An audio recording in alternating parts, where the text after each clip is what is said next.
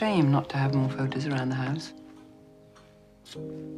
I guess we didn't see the point of taking pictures of ourselves.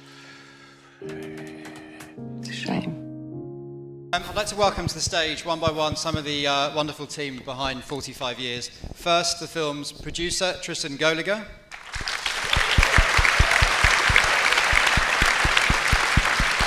Welcome. The film's writer-director, Andrew Haigh.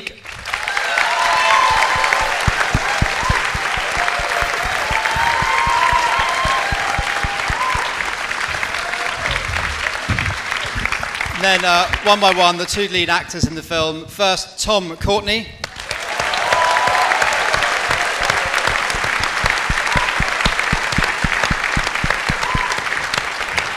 Welcome. And finally, Charlotte Rampling.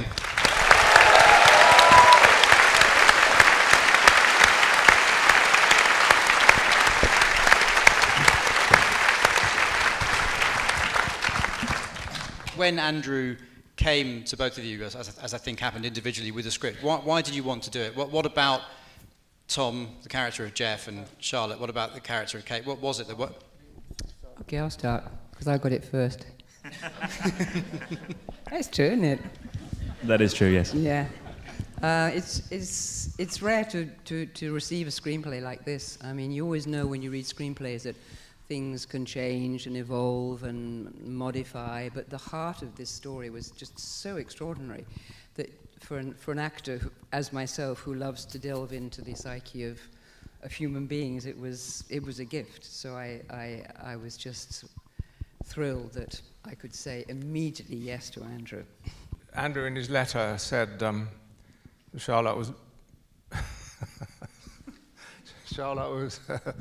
going to be in it, and I was going to make a joke, Charlotte, but I won't. Yeah, I know. So I was very pleased. Thank God, I think you've avoided it. To work very well. There was a nice jokes. letter from Andrew on the iPhone. There were also two pictures, which I thought were very imaginative. There was one picture of the Alps covered in snow, and then there was a picture of the flat Norfolk Broads, and it just sort of added to the allure of the screenplay. It was really a very special environment we were filming in. There was this protective environment that we had, and you just understand where you need to go. It's a very instinctive thing also. One form of acting is very instinctive. If you understand your character, if you read like you're reading a book, like anybody could read a book, and they really identify with one particular character. And if you're identifying that character, that's all actually an actor is doing. You've so identified with the character that you are living him. You are going to then put emotions into the character every time that a particular emotion is needed. You know which one that you're going to be putting in. So it's not an intellectual exercise. It's a purely feeling, sensorial exercise in this way, and that's what I think translates very well on screen, because the camera loves that. The camera feeds on a form of sensorial feeling from an actor. It really picks up. And I think really all as a director you need to do is give space for that and allow that to happen. Like there's a scene, for example, when Charlotte plays the piano. I mean, that actually wasn't written into the script, but Charlotte can play the piano, and me and Charlotte discussed a little bit about what this should be, and then Charlotte just sat down and started playing. It's all improvised, it's coming from her, and I think that's what it is. When an actor has taken on this character and brought it inside, it just like comes out in waves, and so you can watch something like a long shot of Charlotte on the piano, and you seem to be able to understand everything that that character is feeling in that moment. And my job is just to record that, turn the camera on, and allow that to happen. Having played Kate and Jeff, and having seen the story on screen as Andrew's put together the film, how do you view their relationship now? I mean, having made it, how do you view it as something that's going through a temporary crisis, but is essentially quite solid, or do you view it as something which is where deep fractures are rising to the surface? I feel that, I mean, everyone should make their own interpretation of the ending, depending on the journey you've had through watching Jeff and Kate and feeling what they actually will end up together or not, or will they split. My feeling is that she will split for a while, definitely, and most probably we should come back to him. Yes, I'm sure she'd come back to him.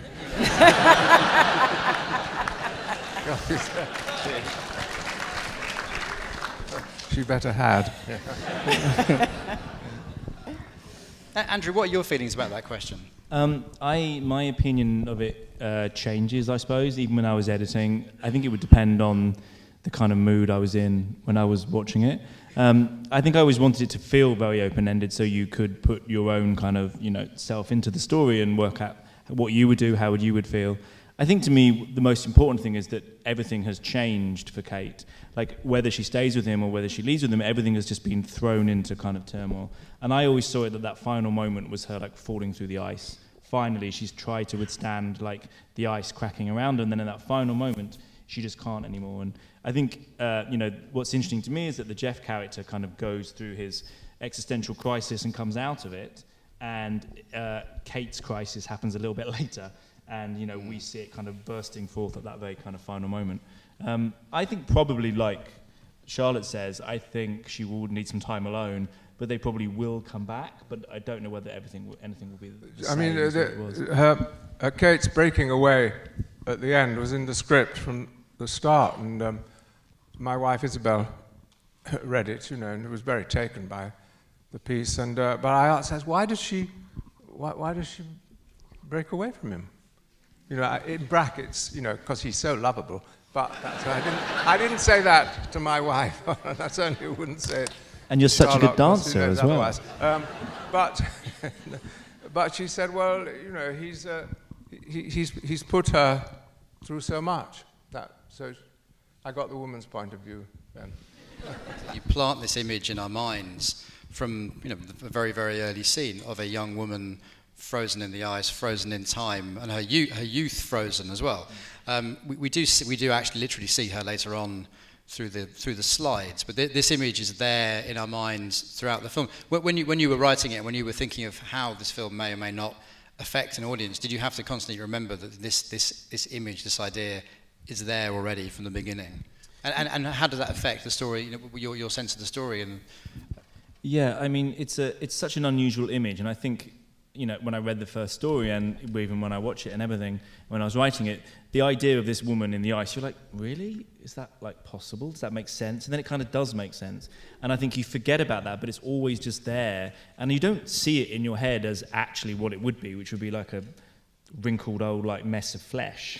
But you imagine this perfectly preserved, like, beautiful person. And I think in doing that, I imagine myself in that situation. Like, I imagine my past self, my younger self type thing. So I think it's always like haunting it, and I think me and Tristan spoke a lot about it, about how it does kind of become a ghost story, and there literally is a ghost in that house, and it's everywhere. It's like in the walls, it's in all the decisions they made, it's in everything. And I think when Kate finally goes up to that attic, it is, you've got the dog barking, you've got like creaking floorboards, but it's trying to obviously tell it in a way that it's not like an actual ghost story. And then she's up there seeing those pictures, and then it's like she meets the ghost. She meets the ghost. It's there in front of her. So I think we were aware of it, but obviously it's a different type of ghost story. There's no chains. It did begin to bleed into the way, I guess, we were filming it more and more.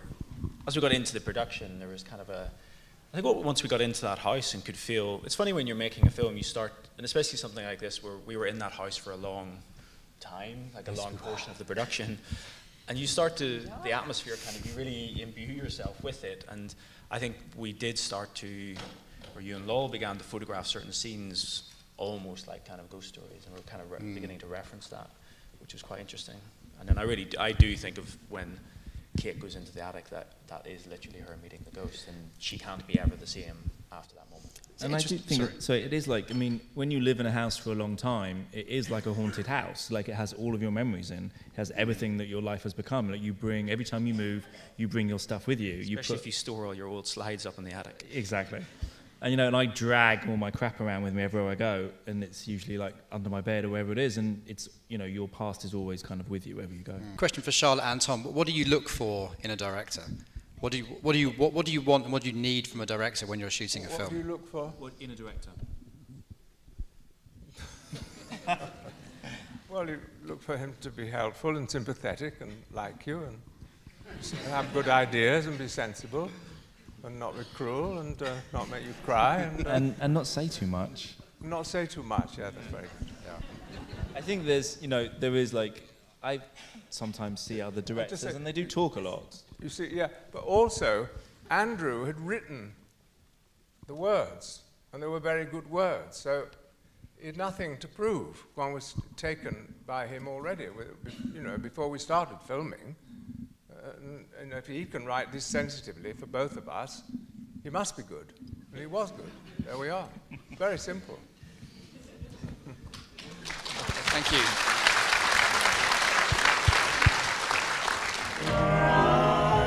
We're going to have dinner, and then we're going to go to bed, and then we're going to get up.